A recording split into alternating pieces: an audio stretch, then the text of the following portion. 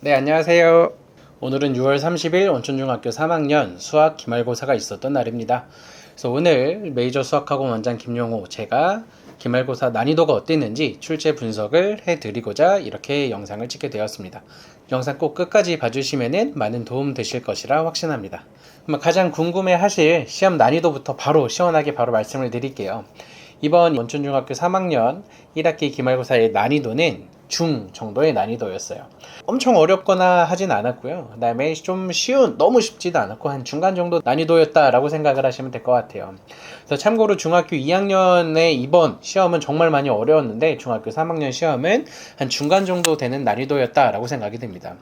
그렇게 생각하는 이유가 모든 문제가 다 익숙한 문제들이었고 그다음에 문제 하나하나가 막 엄청 어렵지 않은 그냥 다 평이한 정도의 난이도를 다 가지고 있었다라고 보입니다. 웬만큼 내신 대비를 했던 친구들 같은 경우에는 막 처음 보는 낯선 유형들 그렇게 많이 없었고요. 막 계산이 엄청 복잡해갖고 안 풀리거나 숫자가 이상한 정도의 문제들도 없었어요. 그래서 좀 익숙한 문제의 난이도에 평이한 난이도를 가졌다라고 생각을 하시면 좋을 것 같아요. 그러면 제가 선정한 그나마 조금이라도 좀 틀릴 만한 문제들을 몇 가지 추려서 말씀드리도록 하겠습니다. 첫 번째는 3번인데요. 3번 너무 쉬운 문제죠. 맨 앞장에 있는 문제고 3을 해로 갖는 방정식을 구해라 라고 했는데 그냥 바로 보면은 기억, 디귿, 리을 3개를 다 체크할 만한데 이게 2차 방정식을 골라야 되거든요. 근데 디귿은 2차 방정식이 아니라서 제외해야 돼요. 그래서 문제를 끝까지 안 읽고 그냥 3을 근으로 하고 바로 체크하고 넘어갔던 친구들은 틀렸을 것이라고 생각합니다. 그래서 아마 잘하는 친구들도 너무 빨리 풀려고 하다가 3번 틀렸을 가능성이 높을 것으로 생각이 됩니다. 다음에 두 번째는 10번이에요. 그래서 중학교 2학년 때 했던 피타고라스 성질을 활용해서 빗변과 식을 각각 세워야 되는데 처음에 B2 길이를 구하라 그래서 거기까지는 미지수 놓고 시작을 했는데 그 다음에 뭔가 잘 안 돼서 그냥 되게 낯선 친구들이 못 풀었던 친구들이 조금 있었을 것 같아요.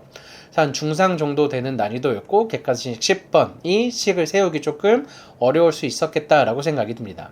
다음에 객관식 21번이에요. 한 중상 정도 되는 난이도였고요. 이건 각각 가나 다 세 가지 조건을 주었는데 함수값 조건을 어떻게 해석하느냐에 가장 좀 포인트가 되었을 거라고 생각을 해요. 그래서 2차 함수인데 절대값의 크기가 같다라는 거는 대칭축이 되거나 또는 플러스 마이너스의 부호까지 생각을 해서 식을 세웠어야 되는 문제다.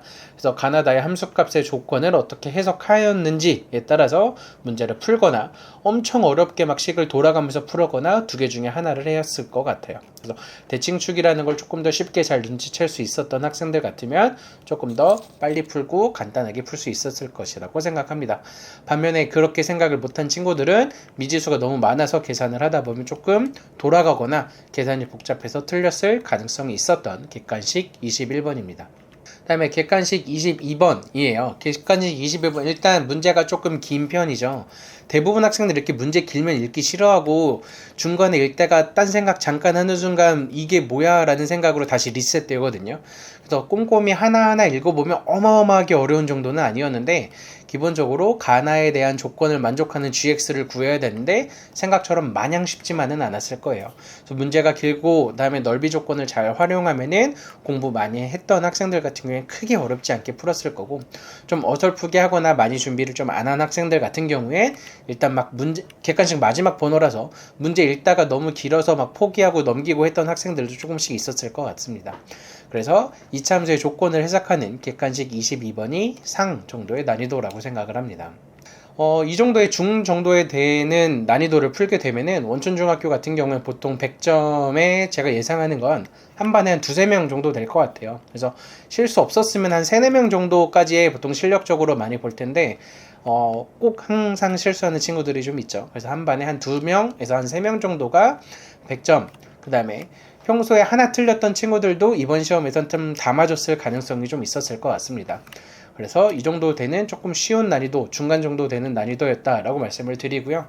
제가 이렇게 앞에서 말씀드린 문제 이외에 다른 번호들도 단원명이나 그 단원에 해당하는 유형, 난이도를 각각 이렇게 표로 만들어 봤어요. 그래서 유튜브 영상 잠깐 멈추시고 우리 아이가 틀린 문제가 어떤 번호인지 한번 보고 어떤 난이도의 어떤 단원이었는지 한번 보시면서 좀 빈 부분들 한번 꼼꼼하게 채워서 이번 여름방학에 잘 대비하였으면 좋을 것 같습니다. 오늘 제가 이렇게 기말고사 기출 문제 분석은 여기까지고요. 뒤에 제가 잠깐 두 가지 홍보가 있는데요. 벌써 내일이에요. 내일 의대 합격 설명회. 그래서 로드맵에 대해서 말씀을 드리는데 제가 작년에 똑같은 비슷한 내용을 했는데 조금 더 업그레이드 되었어요. 그래서 작년에 했던 게 유튜브에 벌써 10,000 조회수가 넘었거든요. 되게 많은 분들이 보셔서 한 번도 올해는 안 하시냐라고 조금 많이 물어보셔서 내일 점심 12시에 하고요. 그 다음에 다음 주 토요일 12시에는 저희 메이저 수학학원에서 여름방학을 어떻게 보내고 어떤 프로그램으로 준비되어 있는지에 대한 설명회가 준비되어 있습니다.